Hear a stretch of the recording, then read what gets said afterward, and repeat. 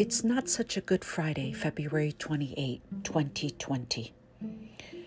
Within 24 hours after U.S. President Donald Trump assured Americans Wednesday evening that the response to the coronavirus was well in hand, signs of disorder began to emerge in Washington, on Wall Street, and wiping $5 trillion off world markets after the rapid spread of the coronavirus on 3 continents raised fears of a pandemic.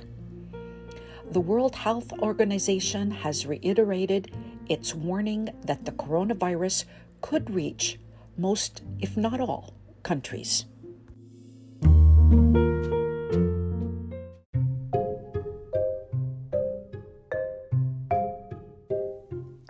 If you haven't heard about Anchor, it's the easiest way to make a podcast.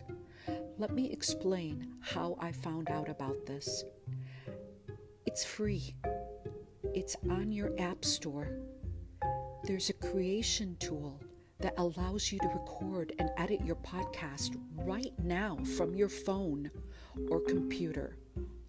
Anchor will distribute your podcast for you so it can be heard on Spotify, Apple Podcasts, and many more. You can make money from your podcast with no minimum listenership. It's everything you need to make a podcast in one place. Please, I urge you, don't waste another minute. I wasted 3 years. I attended all kinds of events to learn all the steps. I was so confused, and it was right here. Download the free Anchor app or go to anchor.fm to get started. Do it now.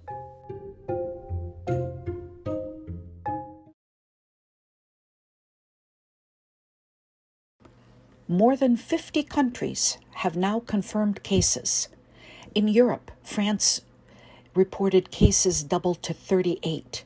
In Germany, with 60 of the COVID-19 virus, warned of an impending epidemic, adding 27 new cases overnight. Greece, which is a gateway for refugees from the Middle East, announced tighter border controls. The death toll in Italy, Europe's worst hit country, rose to 17, and those testing positive increased by more than 200 to 655. Spain has 23 thus far.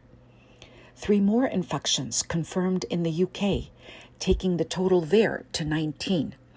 On Monday, Prime Minister Boris Johnson will chair a meeting of an emergency contingency committee known as COBRA to discuss the British government's response to the coronavirus outbreak. Lithuania and Belarus reported their first cases. India has reported a few cases. In Japan, the Prime Minister yesterday called for the entire school system to close from Monday till spring break in late March. On Saturday, Tokyo Disneyland and Disney Sea will close through the mid-March. As of today, the confirmed cases in Japan topped 200, with 4 deaths.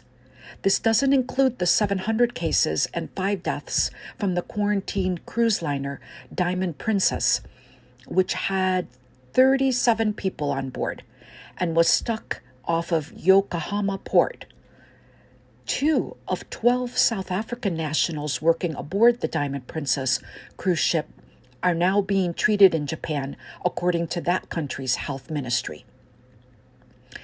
Disney's Shanghai and Hong Kong theme parks have been closed for over a month.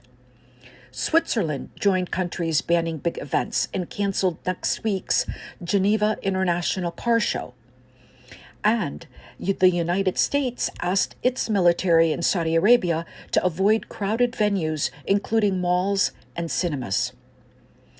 This morning in South Korea, confirmed 571 new cases, mostly in Daegu. No new deaths were reported.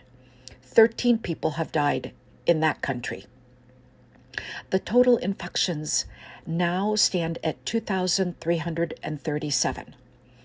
The outbreak is currently the largest outside of China.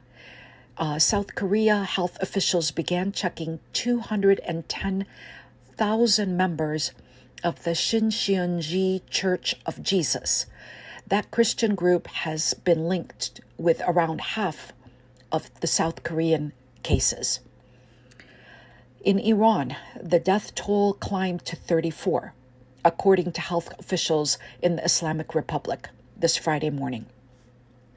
That country now has 388 confirmed cases. Friday prayers are canceled in Tehran and 22 other provincial capitals for the first time in decades to limit the spread of the new coronavirus disease. Also, the holy cities of Mecca and Medina in Saudi Arabia are closed due to over 500 cases in the Middle East.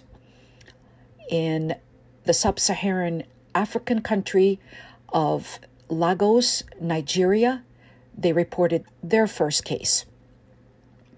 Elsewhere, a cruise ship with 6,000 passengers on board was turned away by both Jamaica and the Cayman Islands, has now been allowed to dock in Mexico. The passengers will be allowed to disembark as long as health standards are met, according to the president of Mexico. Meanwhile, China confirmed 327 new coronavirus cases and another 44 deaths yesterday. The total number of confirmed cases in mainland China is 78,824, with 2,788 dead. More than 83,700 people are now known to be infected globally, with more than 2,800 dead. Meanwhile, in this country, the CDC broadened surveillance yesterday, announcing that anyone with symptoms who recently traveled to China, Iran, Italy, Japan, or South Korea within the past 14 days will be screened for the virus. In Solano County, California, the first patient without ties to a known case was diagnosed after being ill for at least 1 week without being diagnosed. The woman, already using a ventilator because she could no longer breathe on her own, was transferred from a small hospital, potentially exposing healthcare workers at the 2 local facilities where she was cared for.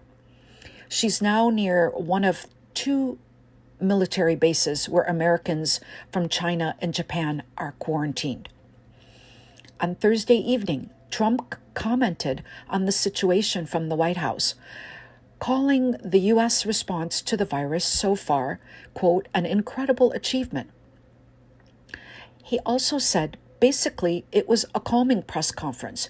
It was a conference to say we're doing well, and reassuring the risk to American people remains very low. But Wall Street investors don't think so.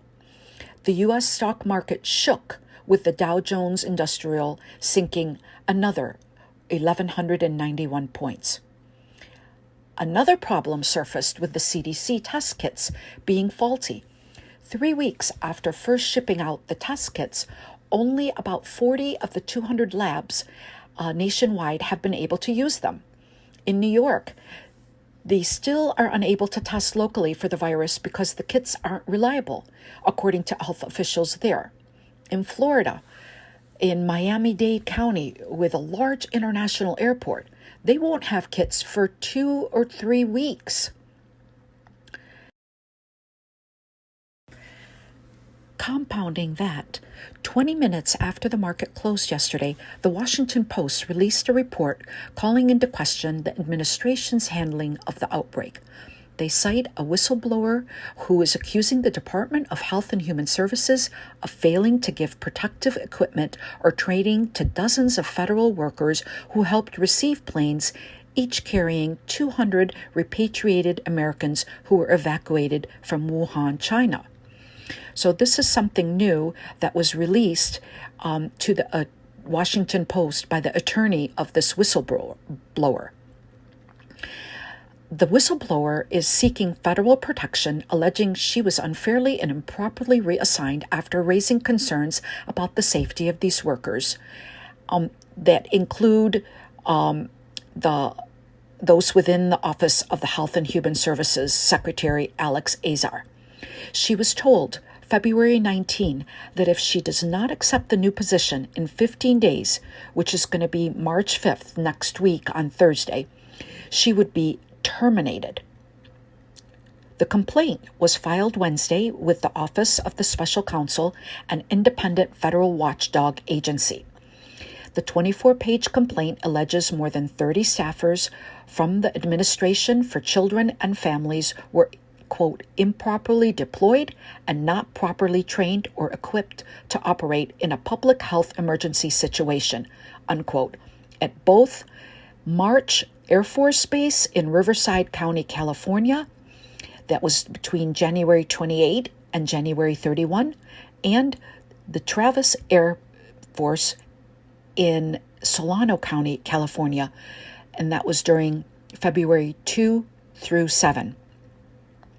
These ACF personnel are only trained to deal with helping victims apply for temporary assistance, according to the whistleblower. So these people help those recovering from natural disasters like floods and fires. So the ACF agency has also been under fire for its role in separating migrant children who cross the U.S.-Mexico border from their family and housing them in cages. The complaint alleges the workers were potentially exposed to coronavirus because appropriate steps were not taken to protect them and staffers who were not trained in wearing personal protective equipment, or PPE, even though they had face-to-face contact with returning passengers in an airplane hangar where evacuees were received. These teams were working alongside personnel from the Centers for Disease Control and Prevention who were in full gown, gloves, and hazmat attire, the complaint goes on to say.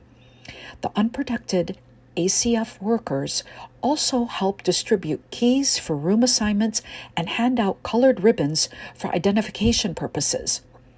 Afterwards, these unprotected ACF workers returned to their normal duties, some taking commercial airline flights to return to their offices around the country. This is not good news. For the Heart and Home podcast, I'm Sabah Fakuri. I'll talk to you tomorrow.